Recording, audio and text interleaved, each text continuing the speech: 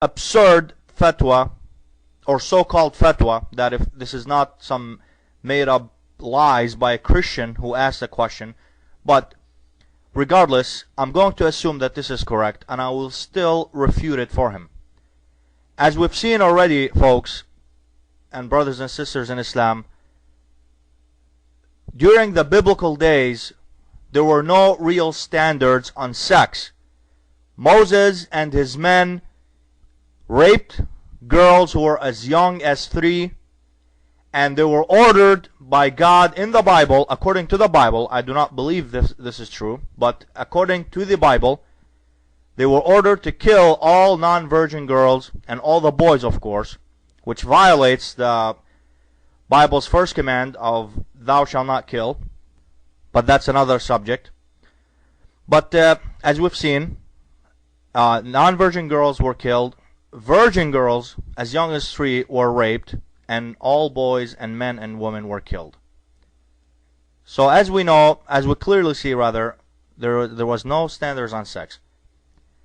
Now let me prove that during the pagan days of before Islam in Arabia, and even during the early days of Islam, Muslims had no standards on sex either. Since the Arabs during paganism, during the pagan days, they used to even worship their idol gods in literal nakedness.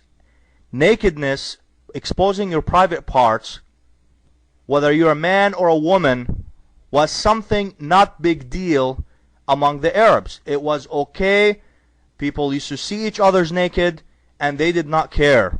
And of course, you can imagine the sexual lust and immorality and sins and adulteries and fornication, etc., that used to happen among the Arabs, the pagan Arabs. Let us look at the following narrations from Sahih Bukhari and Sahih Muslim. Okay, now keep in mind that Aisha herself was given to the Prophet. So I'm not saying that the marriage of the Prophet was wrong, or that what the Prophet did was wrong. What I'm saying is, it looks weird to us today, and it looks like a pedophilia to us today, because our standards today are different than their standards 1500 years ago. And certainly their standards 1500 years ago were even better than the biblical standards during Moses' times. So, and also don't forget that Aisha's parents themselves and her immediate relatives, like uncles and grandparents, etc., they were the ones who gave her to the Prophet in marriage. So the Prophet did not steal her on a white horse, for instance, and take her away. No, she was married to him legitimately among the people. Everybody celebrated the wedding, and her parents gave her to the Prophet. Anyway, let me narrate the following narrations that prove that the pagans used to worship their gods in literal nakedness. This is from Sahih Bukhari, Volume 2, Book number 26, narration number 689. Narrated Abu Hurairah, in the year prior to the last Hajj of the Prophet, when Allah's Apostle made Abu Bakr the leader of the pilgrims, the latter, that's Abu Bakr, sent me in the company of a group of people to make a public announcement. No pagan is allowed to perform Hajj, that's pilgrimage, after this year, and no naked person is allowed to perform Tawaf, that is going around the Kaaba, which is a black cubic building.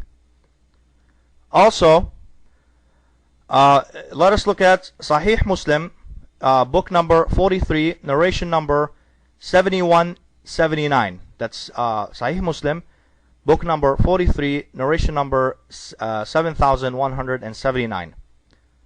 Narrated Ibn Abbas reported, during the pre-Islamic days, women circumambulated the Kaaba nakedly and said, who would provide clothes to cover the one who is circumambulating the Kaaba, so that she would cover her private parts. And then she would say, today will be exposed the whole, or the part and what is exposed, I shall not make it lawful. It was in this connection that the verse was revealed. Allah Almighty said, adorn yourself at every place of worship. That's Noble Verse chapter 7, verse 31. Also narrated Abu Huraira in Sahih Bukhari, volume 5, book number 59, narration number 649, that during the Hajj, in which the Prophet had made Abu Bakr as-Siddiq as chief of the Hajj before the Hujjat al-Wada', on the day of Nahr, Abu Bakr sent him along with a group of people to announce to the people, no pagan is permitted to perform Hajj, again that is pilgrimage, after this year, and nobody is permitted to perform Tawaf, that is going around of the Kaaba, that's the black cubic building, naked. So as we clearly see, brothers and sisters in Islam and ladies and gentlemen, the pagan Arabs had no standards on sex. Sex was not a big deal to them. Seeing somebody naked was not a big deal, was not something big deal to them. And certainly marriage with young girls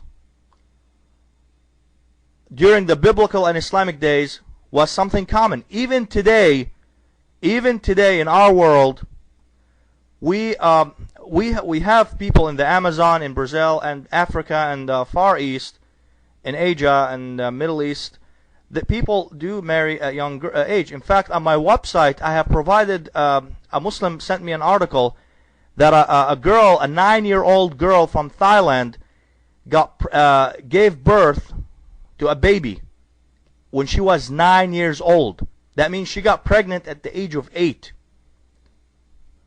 So basically, since Allah Almighty Himself allowed for girls as young as 9 or even younger to give birth, as the case of the Thai girl that I just mentioned, which you can see her picture and read the article on my website. You can visit www.answering-christianity.com/aisha.htm, aisha.htm. You'll see the link there. So basically, if God Almighty allows for physically allowed girls to get pregnant, then who are we today, technically, who are we today to say that it is wrong for a girl to get married at the age, say, 10? It is certainly not practical for us today to marry young girls, because today a girl who is even younger than 18 years old is not really good or ready for marriage yet. But that's because our standards today are different. It's not because it is wrong. Like I said, if God Almighty Himself enabled these girls to become women, to be able to get pregnant, give birth, and raise children, infant babies, their own children, as mothers do, as their mothers raise them. If God Almighty enabled them to do this, then who are we today to say that people who did it during the Islamic days and the biblical days were wrong to do it, or were pedophiles for doing it? Also, according to the Roman Catholics and the Jews, Mary, the mother of Jesus, she got pregnant with Jesus. They believe that Mary got pregnant with Jesus between the ages of 11 and 14. Again, between the ages of 11 and 14. So even Mary, according to the Roman Catholics, was, quote, a baby, end quote, according to our standards today. Does this make God Almighty a pedophile for allowing her to get pregnant at such a young age? But anyway, folks, at any rate, as you clearly saw from my demonstration in this audio session, Sam Shamoun's points regarding the Prophet thawing Aisha are doubtful to begin with. he had no references at all. All he said, all he could come up with is say, there's a fatwa, a verdict for this. But when we checked his resources, there was nothing. It was only someone who claimed that there was a fatwa without giving references. So we don't know if this person is telling a lie or not. And the response to his post was that it was not confirmed that the Prophet did thigh Aisha, but however, it is confirmed that the Prophet, that Aisha rather, was given to the Prophet by her parents in marriage at the age of 7, and he did consummate with her at the age of 9. But even when I assumed that this did take place, I still proved that it was according to the standards back then, it was still okay, because Aisha was technically the Prophet's wife, even though she